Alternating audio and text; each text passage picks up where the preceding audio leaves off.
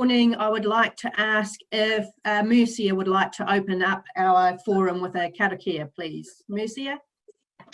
Kia ora Una, o tira, kia ora tata katoa. Just kahiri tātou. Tūtawa mai I runga, tūtawa mai I raro, tūtawa mai I roto, tūtawa mai I waho. Kia tau ai, te mauri tū, te mauri ora, ki te katoa, haumi e, hui e, tae ki e. Tae ki e. Tae ki e. Lovely, thank you, Mercia. And now I'd just like to hand over very briefly to our chair of SPNF committee, Mary Pecker. Good morning. Good morning. Kia ora tātou. Good morning, Your Worship. Good morning, councillors, and of course others who are participating in our workshop this morning. This is an SPNF workshop, council workshop, and it is our final one. Look, I have to say that when we started with our earlier workshops, nobody thought that this everything was going to be turned on its head. But it has been, and so what we've got here is obviously not only our annual plan, but also the things that are going to be we've had to incorporate into our annual plan because of the impacts of COVID-19. So this morning, the presentation is going to be quite lengthy. Obviously, you would have seen that as you've gone through and had a look at all the information and the presentation that's being provided to us. It will be quite lengthy. I would like to give our executive team under Jeff, I'd like to give them sufficient time to present the information so that we can take it all in. I know that some of you are familiar with it, you've gone over it again, but we've had the last reiterations of it come through in the last 24 hours. So what I am proposing is that the team work through it in its entirety, the presentation, and we will have questions and answers at the conclusion of the presentation. Look, I think that would be the best. I'll just perhaps ask Jeff, but I think that would be the best because I would like the flow to carry on. This is our important, I believe, the most important workshop so far, obviously, around our annual plan, and it's important that we hear it, that we fully understand it, and that sufficient time is given at the conclusions for questions and answers. And I think if I could just ask if that would be the way, Jeff, that we would go, so that the flow is good, everybody can take it in and to hold their questions and answers right until the end. But that's what I would like to propose this morning. Lovely, thank you, Mary Picker. Right, well, we'll get on into the forum itself. And first off, I'm just going to hand over to Jeff. He's going to do a bit of an introduction, and then we'll get into the presentation, which will be led by a mixture of JP and Thomas. So thank you, Jeff. Well, tēnā koutou katoa, morena koutou. Look, today is a bit of an unusual workshop. I think the first time we went through the annual plan workshop, Meripeka, was pre-COVID-19. And there'd been a lot of work done at that point as to our financial modelling and what the 2020-21 annual plan would actually look like. Today we're in a very different space. So COVID-19 did happen, and you'll recall that subsequent to that you agreed to a recovery strategy. We then took the recovery strategy and looked at developing a strategy framework effectively as to how we were going to develop an annual plan in such unusual contexts. And so that's what we've done, and that's what you'll see today. What you don't know is that our finance team, JP and the executive, have been working pretty much 6 to 7 days a week for the last 3 or so weeks to pull this annual plan together. It's comprehensive, it's very detailed, and it responds to all of the elements of the strategy framework that you agreed to. At the end, I think it will be important that you have adequate time to question, and also to actually put in any views as to you see areas that are potentially areas that we have missed. But I'll hand over now to JP with that. Thank you, Jeff. Morning everyone. I think Thomas is just going to share the screen for us, and just so we've got a chance to work through it. So this presentation will just be split between Thomas and I. So councillors and elected members, you can see really from that first slide, we've really tried to emphasise that we are in certainly unusual times, unprecedented times, and really this plan has been shaped in a period when we've been in lockdown. So whilst that is one sort of milestone that we're hopefully going to be coming out of as we move potentially towards level 2, the actual impact for our annual planning cycle, the country and the world is still extremely unclear. So one of the things we've been trying to make sure we're emphasising within our plan is that need to make sure we've got some flexibility and we're able to adapt. So Thomas, can you just move to the next slide, please? So councillors, you remember we've discussed this at a previous forum, but also we confirmed it at a subsequent council meeting. And really this is going to be the frame for how we take you through the forum this morning. And for us, I think it's quite important to use this to also talk to our community within the consultation document that we'll put out around the annual plan. So as you say, council, we've confirmed our Rotorua Economic Recovery Plan. As far as these guiding strategies were agreed, the intent was for us to very quickly start over with what we've done leading into this annual plan and reset with a view that we needed to be ready for a far more adaptive, flexible and quite different landscape going into this annual year.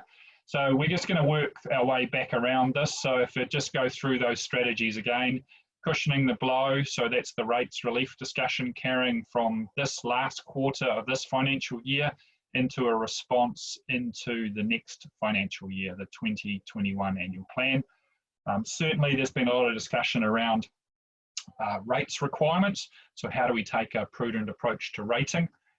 We've talked previously about the necessity of making sure we've got the resources in place to work effectively with the other stakeholders in our community to shape a comprehensive, coherent, short, medium and long-term recovery plan with our community. So we need some resourcing to make sure we're able to do that successfully. Importantly also, investing in recovery. So again, looking at our capital expenditure budgets, we've talked previously about the government's desire to put some more funding into shovel-ready projects, but also the request to recommence some of our own expenditure and work to ensure we're looking after local jobs. Prudent use of debt. So again, it's that balancing over our lost revenues and that desire to invest in supporting our economy, but also to ease some of that burden going forward. Planning to adapt. Again, we've talked at lengths in the different forums we've had about that necessity to make sure we're taking decisions on a weekly, monthly, quarterly basis, and we're not simply rolling out an annual plan on the information we currently have. The next one, councillors, was emerging wider impacts. We've talked about our commitment and a necessity for us to look at how we protect the four well-beings moving forward. So not just the short or medium term, but what's our impact on the longer term, but also working in partnership with the community as some of those wider social, cultural or environmental impacts emerge. And we've used the example before about potentially assisting government departments if they see any particular pressures in trying to meet the changing landscape, particularly something like unemployment rates. And then finally, something that we've tried to emphasise is that longer term vision and direction for the council, and that anchoring within the Local Government Act around those four well-beings. The next slide, Thomas. So again, just the visual impact. Look, whilst New Zealand is doing certain things, we're often and will be continually affected by decisions made all around the world, and those impacts will affect our economy and jobs, and how effectively New Zealand can respond. So Thomas, if you click to the next one. So you look at what New Zealand's immediate response has been. So we've just taken this graph, which was projected or done back in about the 25th of March, I think it was. So these were some of the early scenarios about the health response. So what would happen if there was uncontrolled transmission in our community, and then the impacts of going into lockdown. And so down in the right-hand corner of the slide there, councillors, you can just see us having hand drawn on a little tail.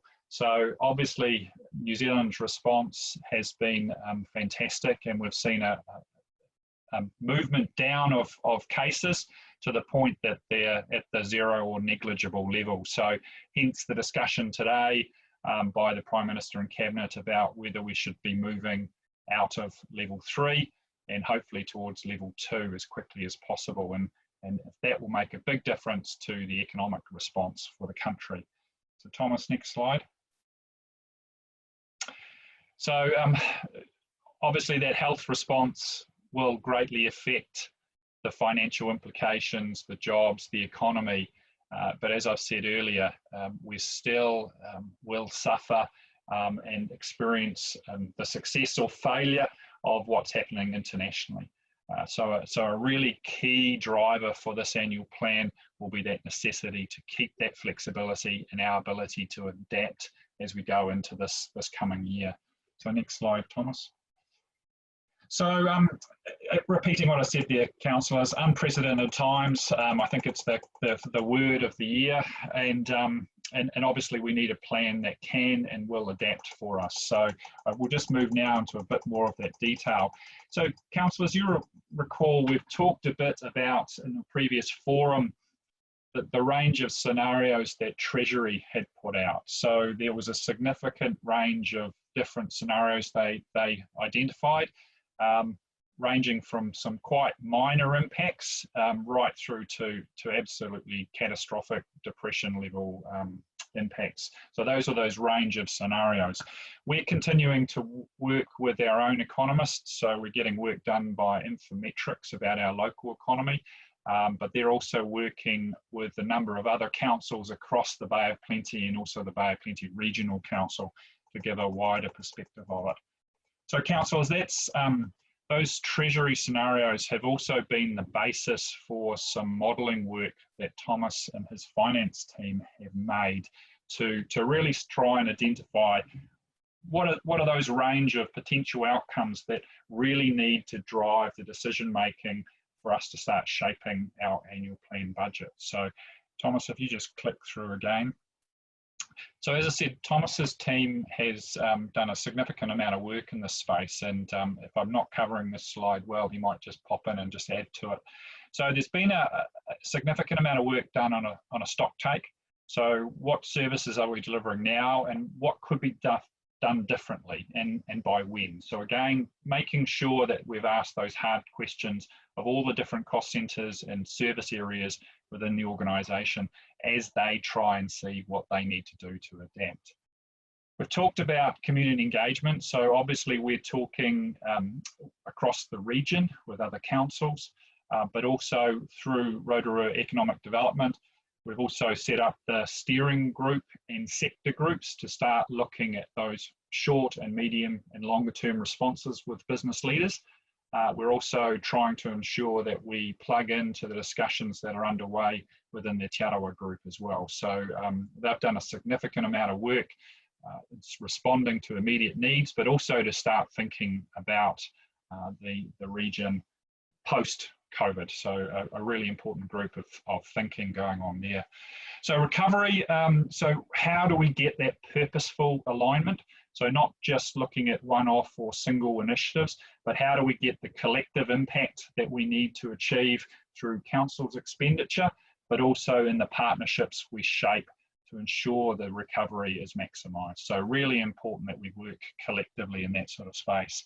And as I've repeated, and it's a theme I think we need to carry forward into all of our discussions over the next 12 months, if not longer, that flexibility. So really need to be flexible in what we're planning to do and being adaptive so that we can stop, change, increase or vary as the circumstances change and we get a better understanding of how other countries and the global economy is responding to COVID-19. So next slide, please, Thomas. So councillors, here is, so this is probably where we'll start transitioning from my part of the presentation, which again talks a bit more about those responses around those guiding strategies, to the detail which Thomas is going to lead about. What does that mean for rates? What does that mean for available capital funding? What have we done to our operational funding and where there's been impacts on revenue? And what does that also mean for projected debt? So that's where we've sort of moved from those guiding strategies into that more direct response. So I've just got 3 more slides, councillors, and they really picked up on that relationship to the recovery planning. So as I've said previously, we really need to make sure that through this annual plan, we have sufficient resourcing to support that business sector planning. So as you're aware, the steering groups have been going for approximately 2 weeks. And same with those sector groups. So that's been coordinated through Rotorua Economic Development, and they're hoping to complete that process over about 6 weeks. So they're meeting regularly across each week with the view that by the end of that 6-week process, they will have a clearer picture of what those immediate responses are to support business within those key sectors we've talked about. So there's also necessity, council, to make sure that with this planning that we're coordinating effectively. I've mentioned the Te Arawa group who's doing a significant amount of work, but also looking at that alignment regionally, but also with what government's undertaking as far as stimulus and their review of those shovel-ready projects that they requested from us. So again, there's that continued facilitation and other work in that space. So just moving on to those wider impacts. So councillors, we're obviously doing a lot of work regionally, locally, and also watching what's happening in government, about watching the well-beings and the impacts of those government responses. We're also trying our best to make sure that we're getting that understanding locally, and as data becomes more available, that will improve. So we also have to continue to support that all of government collective impact. So as they start coming back to us, we need to start looking at how or what other projects or gaps may need to be addressed locally. But as we've heard, and certainly our economists told us at the longer term, we need to keep that longer term focus, not lose sight of our kaupapa. So Thomas, next slide. So what does that mean straight away or immediately? And some of the detail of this will continue on into Thomas's explanation here. So as you're aware, with level 3, we've attempted to immediately stand up as many of our capital expenditure projects as possible. So those have commenced and are making good progress, and hopefully that will improve as we move potentially into level 2 soon. So what's being proposed in this annual plan is a new funding of 29 million to fund some of those partnership projects over the next 2 years that really are focused on creating employment and stimulating the economy. So this will sort of cover 3 main areas, councillors. So there's the bigger projects that may come through. So primary examples will be our response around the Crown infrastructure partnership projects. So if you recall, we put forward 7 to government through that process. Now we requested full funding for those, but if the government comes back and says, look, we need to see some match funding on this one, but we'll give you full funding for that one, then there's some immediate decisions we will have to make about whether we commit some additional funding to support those projects. There might also be bigger, longer term projects that come out of the business steering group and the sector groups. So as they start completing their planning, that will be a space where we may see some projects identified. Similarly, there'll be the relationship with the Te Arawa group, but also potentially those projects being considered by the regional council within our area as well. So a range of potential other bigger projects. There may also be a number of smaller ready now projects, and they may also come out of those steering groups or sector groups or other partners. So that's really important for us to consider. So that finally, councillors, there's a new $1 million fund there as well. Now that's really to start supporting wider community groups as well. So for many, and not-for-profits, social service organisations, and sports clubs, and even event organisers, there's a large range of organisations that potentially have seen quite significant drops in their funding, often when they're needed most. So there's a potential for us there to start looking at some additional funding to provide some support in that space.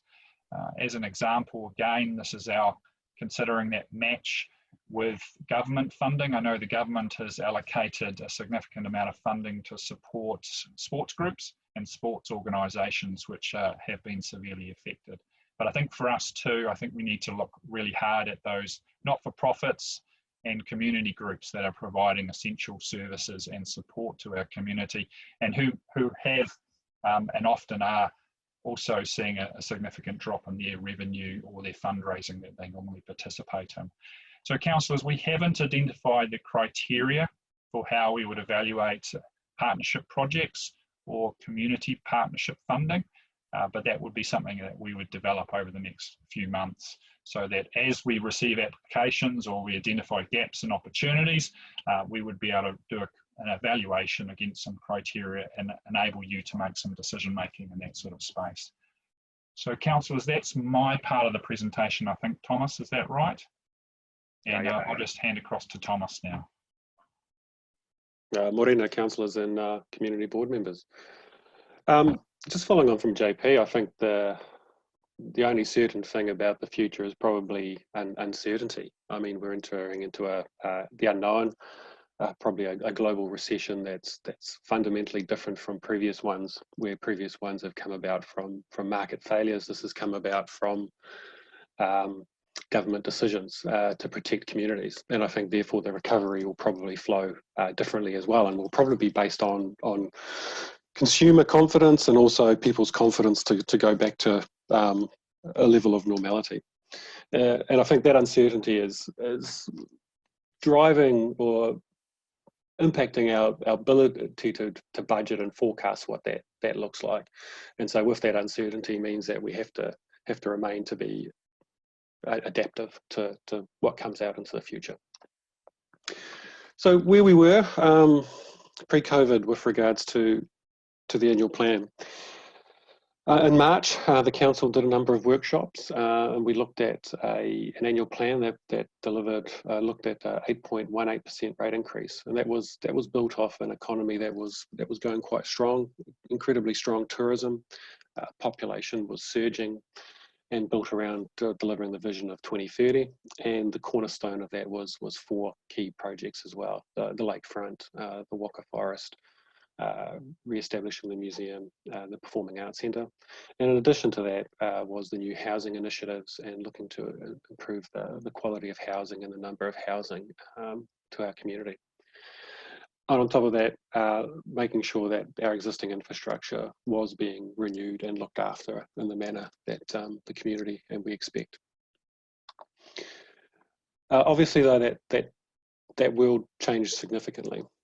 And with the onset of COVID and I guess the close down, the stay-at-home orders, we're beginning to understand what the impacts are on council business, and in particular, the impact on those areas that collect fees and charges for the services that provide. And we've already seen a reduction. And looking at the Treasury forecasts and looking at what else is going around the world, we set about trying to understand what that could look like into the future, some different scenarios. And what we're anticipating already is for next year is approximately a $4.5 million reduction in our total revenues, being driven mainly from these areas. And I think the importance here, councillors, is that these are a best estimate at the moment. And like we've seen through the last 7 weeks, these are having to be revised pretty much every week as the world is changing before us. And so at this moment, this is what our belief is, a conservative view of what may happen in some of these areas. And in particular, the most prone, as you'd expect, would be events and venues, parking, and the markets. So those sorts of activities that encourage large community participation in outdoor events or in events, and we're expecting therefore that with that lack of confidence in the unknown going forward, so those are some of those areas that will struggle to recover probably to pre-COVID levels going forward. And so therefore when we're setting the budgets, we need to understand therefore here's a $4.5 million challenge to our revenues as to how do we look to offset and mitigate this while still delivering on the visions and the outcomes that the community expects us to do. And so what we did to the annual plan is we reviewed everything. And so we removed all salary increases. So there will be no budgeted increases for staff in the next 12 months. We removed all inflation from our budgets. So we have to live within the existing expense budgets that we would set ourselves for the current financial year. We removed all staff hires. So there were parts of the organisation that were looking at having to increase staffing levels due to the pressures that we were seeing externally. And so we've cut back on those. And then we've looked at other line items. So advertising budgets have been reduced. The parks and reserves, we're looking at increasing its levels of service into a couple of areas. So we've looked to consolidate and hold those at their current levels. We've reduced a number of line items around electricity as a number of facilities aren't anticipated to be open and operating at the optimal levels going forward.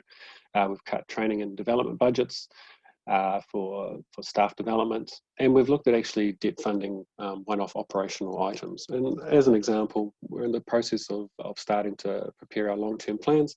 A significant amount of work goes into the creation of asset management plans that support obviously our $1.3 billion worth of infrastructure. It's a significant piece of work, but it is a one-off and it happens every 3 years of significance, and it comes at a little bit of an expense. So we'll look at debt funding that, an item such as that, rather than rate funding it in recognition of the difficult times that we're at. But then we've also offset that with some cost increases. So the rates postponement with an anticipated 10 million added to debt. The funds that Jean-Paul talked about before with regards to the 9 million of the economic development projects in the first year, or the proposed annual plan, with a further 21 million the following year. The $1 million fund to support the community, and the airport is requested additional assistance. As you can imagine, there's significant operating shortfalls there at a time when very little planes are flying, and it'll take some time to rebuild that going forward. So they've indicated a level of support required. And on top of that, we're anticipating as well that Rotorua Economic Development, with regards to its eyesight operation and InfraCore, is going to need some extra level of support going forward as well. And so, taking into account, we were at 8.18% overall. So where did we land to? And so where we ended up is a general rate increase of 0%. And I think that's an incredibly pleasing outcome. It's something that we've heard out in the community with regards to the challenges, and so set ourselves a target and delivered a 0% general rate increase. With regards to targeted rates, so the targeted rates though will move 4.7%. And the targeted rates themselves, and this is being driven purely off 3 main activities and the pressures and the risks that are trying to be managed in that area. Predominantly the majority of this increase is in the sewerage activity, and we all understand the challenges and risks there with water and waste management being the other 2. So by and far those 3 are contributing the greatest demand, and this increase really is reflective of the demand for those services, the risks, the challenges going forward, and they are all essential services. And how is that broken down of the targeted rate increase? Sewerage 3 makes up, as you can see, by far the majority of it. A $3.3 million increase out of the 4.6 million. Water being the second, and waste management being the third. And so, and to just go through those so that people appreciate and understand, sewage, Rotorua sewage scheme coming online. Higher electricity costs was what we've experienced over the last 12 months as well. The wastewater treatment plant, with regards to the challenges that it has there at the end of its consented life, and currently going through a new consent process and redevelopment needed. But the fact that the plant is at the level, at the age that it is requiring a higher level of maintenance to look after it. The forest system as well, with regards to the age of that and the need to look after it. And so this really is, I guess, driving a need for, the cost is being driven from demand, Rotorua coming on board, and mitigating the risks. And water, again, mainly driven from electricity price increases, but also expansions of the network and increasing the levels of service. And thirdly, waste management. That's purely being driven from the loss of revenues from recyclables.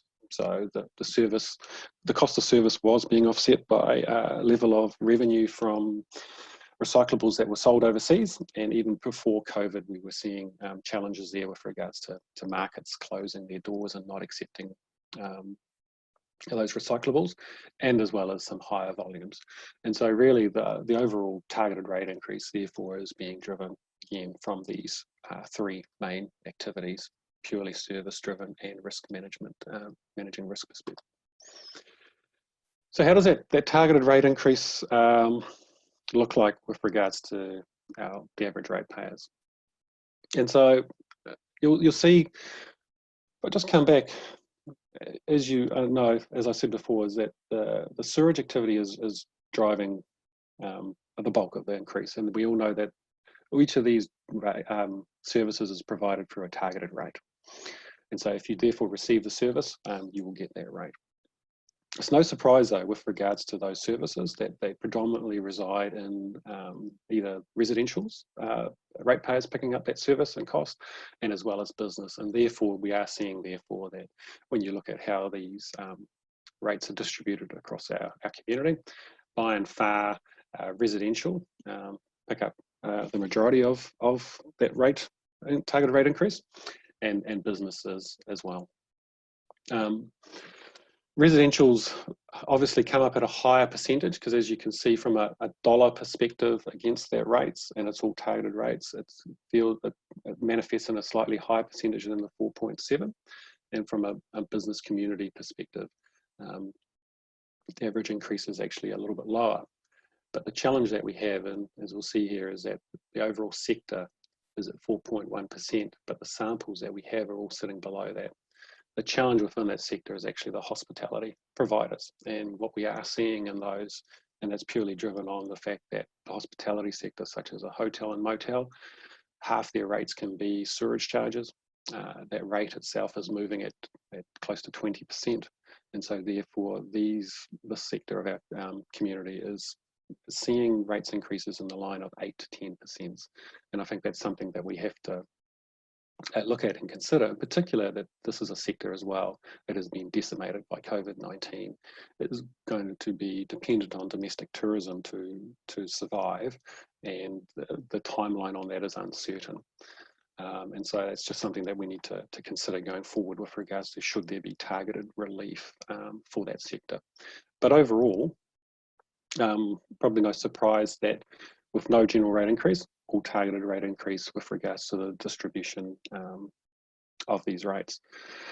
Now, one of the other issues that Council has been grappling with for quite some time is the issue of affordability and equality. And we've had a strategy over the number of years with a view of looking to drive down targeted rates and stop and relying more on capital value, and that's that view of moving from a regressive taxation regime to a progressive, and that's whereby it leverages the capital value and therefore its ability to pay, and those with the ability to pay should therefore pay more. Targeted rates obviously has that opposite effect of this, and so the question therefore arises that, bearing in mind that the council strategy has been around trying to become more progressive and move away from less regressive. There is an opportunity, therefore, under a 0% rate, general rate increase, is to look at a change to uniform annual general charge. And so what this means is, therefore, we've done 2 scenarios and looked at reducing the uniform annual general charge. And for those that aren't aware, the UAGC, uniform annual general charge, is the fixed portion of general rate that all ratepayers pick up. And so as you reduce the uniform annual general charge, it moves rates away from a fixed charge that everyone would pick up onto capital value. And so therefore those with higher capital value would pick up a larger portion. And so when you take that previous targeted rates increase and a 0% general rate increase and you reduce the UAGC, you can therefore move towards what we've been striving to do with regards to affordability, equality and equity. And if I just go back one here, you'll see here is that one of the challenges that we've got is this area down here in residential. And we can see therefore that the 4.7% targeted rate increase manifests an average of 6.1 to the residential sector, but it hits the lower value portion of our capital value portion of our community harder.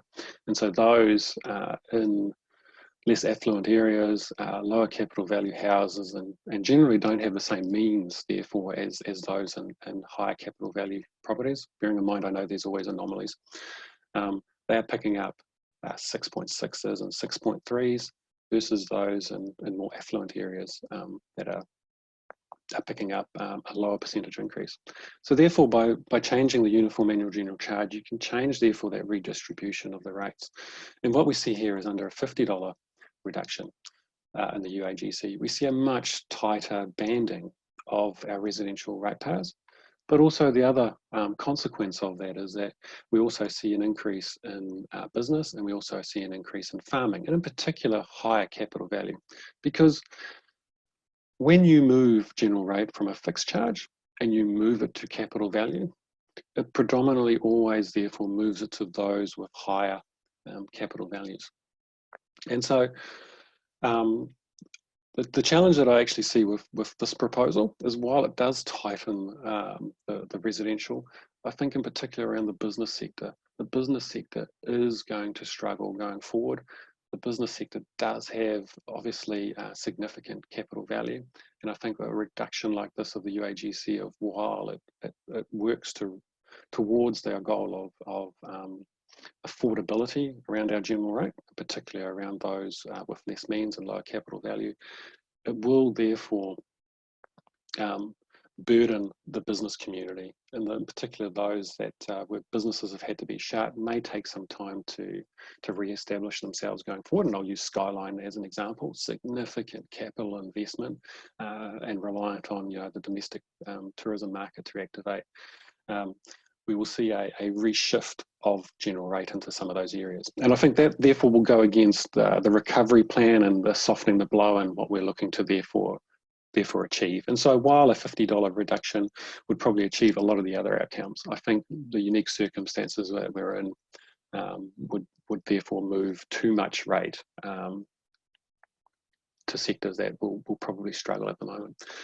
And we therefore looked at a step in between and a $25 change. And we'll see here that with regards to the farming one in particular, not a lot of change. The business sector hasn't picked up too much of that either, and there's a little bit of a tightening of the band for residential, not quite to where it was before, but we believe that this is the recommended approach of what we'd like to do with regards to the rating framework going forward, and that it achieves a good step in the right direction with regards to looking at affordability, equality and equity, all those issues that we've been talking about for a number of years. On top of that, we've had to look at the prudent use of debt, and just like every other business, we've had a good hard look at ourselves with regards to our operations. I think it's fair to say that the majority of our services are life essential services, and the community won't want a reduction in those areas. And just like other businesses, we're going to have to use debt appropriately to get ourselves through these challenging times. And we're not in a position whereby we can just completely scale back our operations to an absolute bare minimum, because what would that bare minimum actually look like? Some would argue that it looks like we are currently now. And so therefore, when we have one-off shocks, making sure that we are using debt appropriately.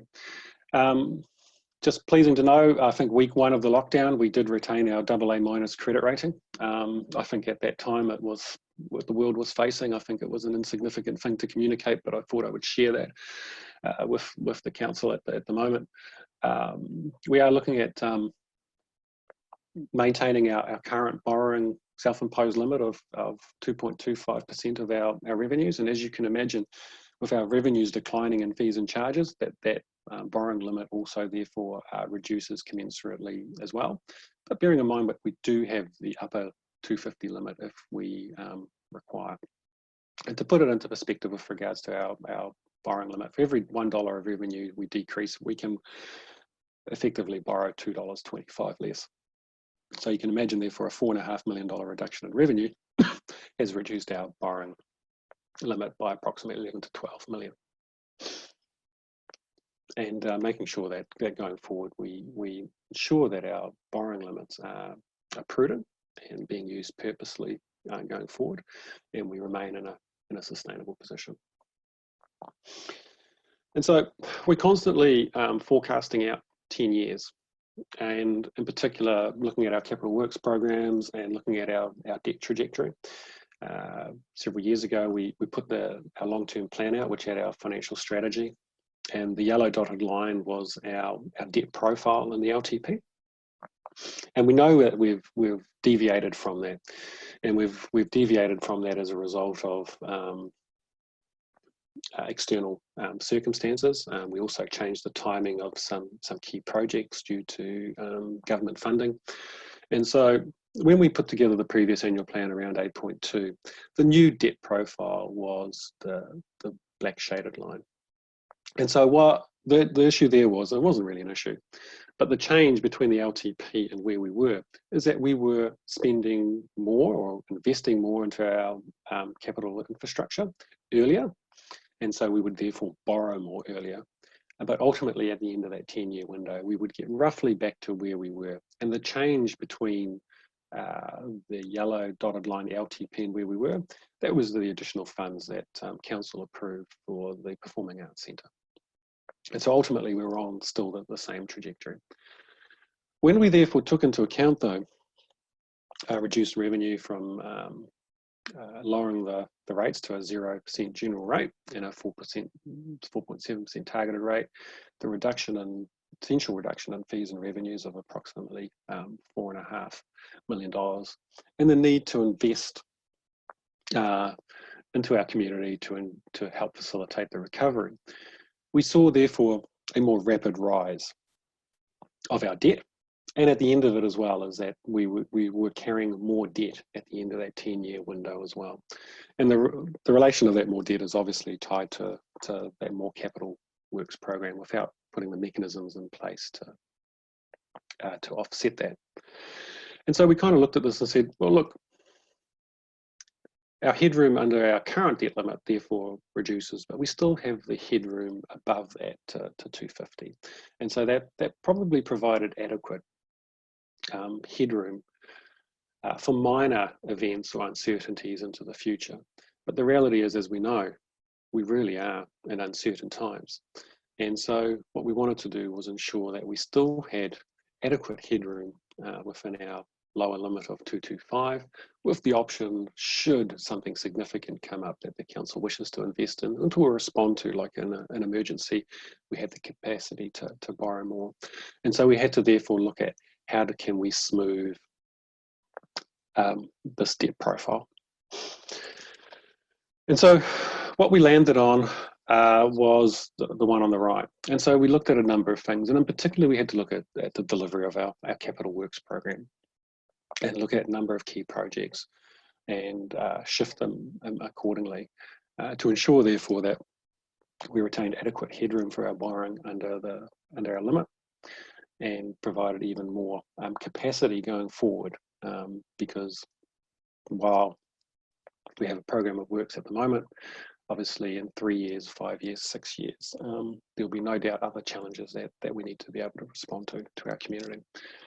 And so to achieve that, we had to look at a number of things. Now, obviously that debt profile takes into account the roads postponement with regards to the fourth quarter. We've also put aside an additional $9 million for projects in 2021, which is the annual plan, with a further $20 million in 2022, and as well as providing $1 million of funding for the Community Resilience Fund that was talked about before. We've also retained our ability to support our community and anticipated shortfall in fees and charges. So what we're saying by that is that we recognise, therefore, that we have a potential $4.5 million reduction in our fees and charges. Our ability to actually offset that by costs in those areas is very little, due to the nature of the fixed costs versus variable costs in those areas, and the nature of the actual uncertainty that we have about in front of us going forward, and the need for us to stay adaptive. We're also providing $1 million of funding for the Rotorua Airport. We're also looking at providing Infracore $750,000 to provide funding for some shortfall in the capital works program.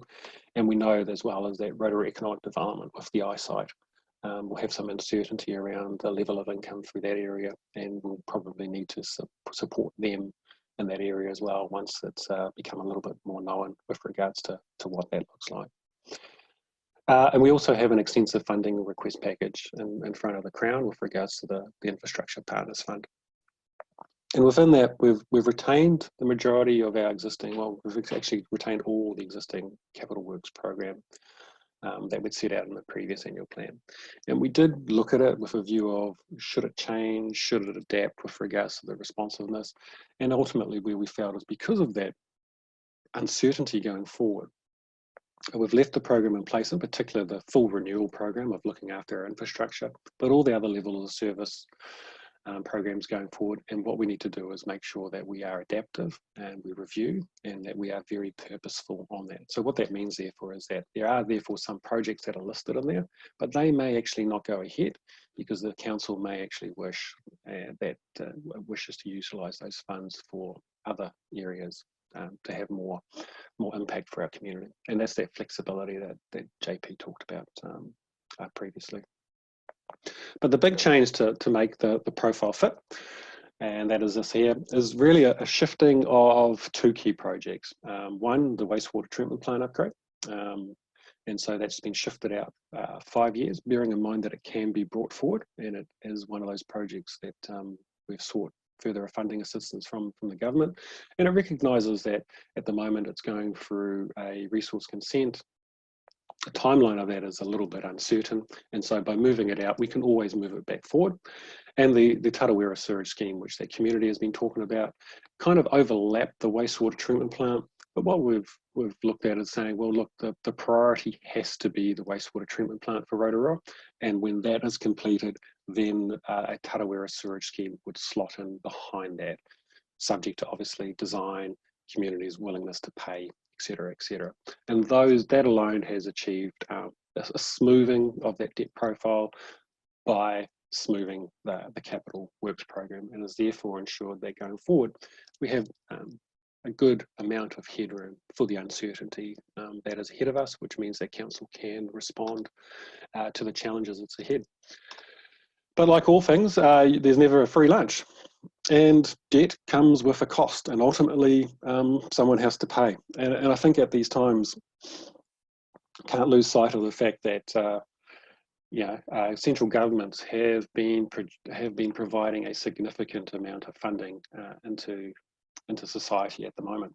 And I think if we all look back at 2009, a big massive recession. And I think the government at the time did a fairly good job of insulating us from the effects of that, but it paid for it with regards to obviously substantial growth with regards to immigration into Rotorua, and what we're seeing now is a stripping out of services, but there was no tax increase. And so how did it balance its books? That's sort of how it balanced the book. I know it's really crude with regards to how I described it. And the government of the day as well will have that challenge at the moment of it's using its balance sheet and it's borrowing significantly to support New Zealand through this. And how will New Zealand pay for that going forward? Will it be tax increases? Will it be a change in services, or will it be funded through growth? And it'll be interesting to see with regards to how that dynamic works going forward. For us, we don't have we have the similar challenge.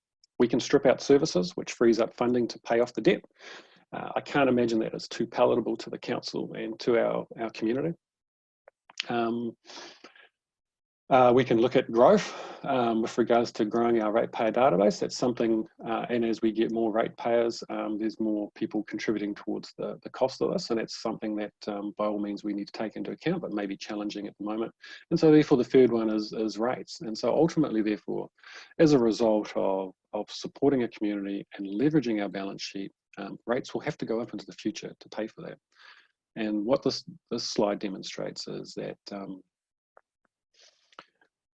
in year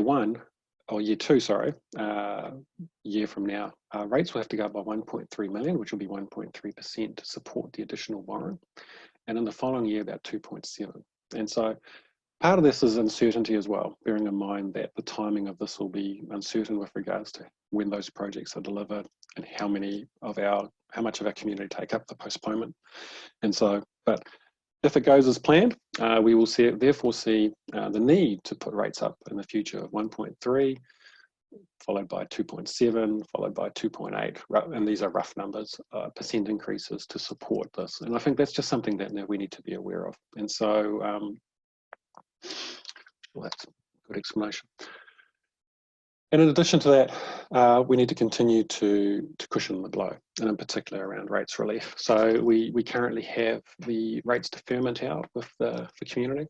We've had so far 7 applications, which is a lot less than we anticipated. I think a number have been declined because of a lack of information, and a couple of those have actually gone ahead as we've phoned them and talked to them about their unique circumstances and worked through.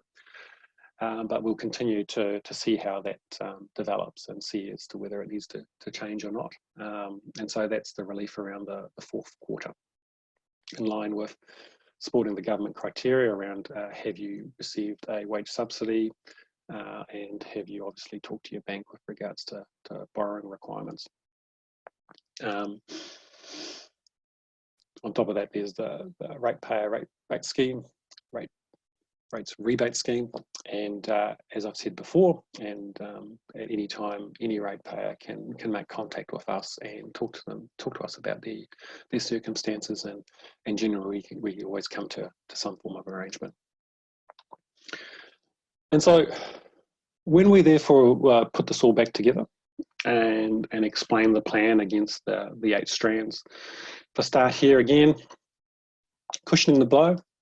Continue on with the rates deferment, the postponement scheme, push the rates rebate scheme, and talk to our ratepayers if they have challenging issues, and ensure that we can work with them. With regards to a prudent approach to rating, no general rate increase, a 4.7% increase to targeted rates to support 3 life essential services to our community and to mitigate the risks and deal with the demands in those areas. Looking at revising the UAGC down $25, and this is in response to the affordability, equality and equity issues, so it's down in this area. With regards to the economic recovery plan, continuing to focus on the partnerships with government, Te Aroha and the business leaders, making sure that we shape the recovery for both the short-term needs and the long-term, and that's really about building Rotorua back better. Investing in the recovery. So not only is our $118 million proposed capital works program there to support the recovery with regards to achieving the goals of our community, but also to keep our local people busy and working. It's providing those additional funds, the $1 million resilience fund, and as well as supporting those other partnership projects around investing in our recovery. The prudent use of debt. And so it recognises that we have a fairly strong balance sheet, and so we do have the ability to absorb one-offs, but absorbing those on our balance sheet means that we'll have to put our rates up or change levels of service going forward, and I'll say rates. And so we are therefore looking at mitigating the uncertainty around the loss of revenues and fees and charges for our balance sheet, recognising, as I said before, the only certain thing here is uncertainty, that it may be more or it may be less. But the key is, as an organisation, that we have to be adaptive. We have to know what is ahead of us, where the challenges are, where the opportunities are, and we need to be flexible, therefore, in how we do that, and very deliberate in how we do that. And a word that we've been using recently is purposeful, and we really need to be purposeful with regards to how we spend, and in particular around our capital works program. So in saying that, it looks at, if we do widget X, what are those other benefits to our community that we can also look to achieve? And if there's a number of projects that whereby one has a much better outcome to our community and aids the economic recovery better and provides a better step in building Rotorua back better, we need to be deliberate and purposeful and adaptive to focus our energy and resources into those areas. And to do that, obviously, we need to understand the emerging wider impacts. One of those is obviously a bit of organisational change to create the flexibility and ensure that, therefore, as an organisation, we have the resources available to us to be adaptive and to be supportive to those areas and into the future. And on top of that, maintaining our direction, Vision 2030, placemaking projects, investing in our strengths, and in particular around supporting our community around housing and ensuring, therefore, that there's a good supply of housing available to our community.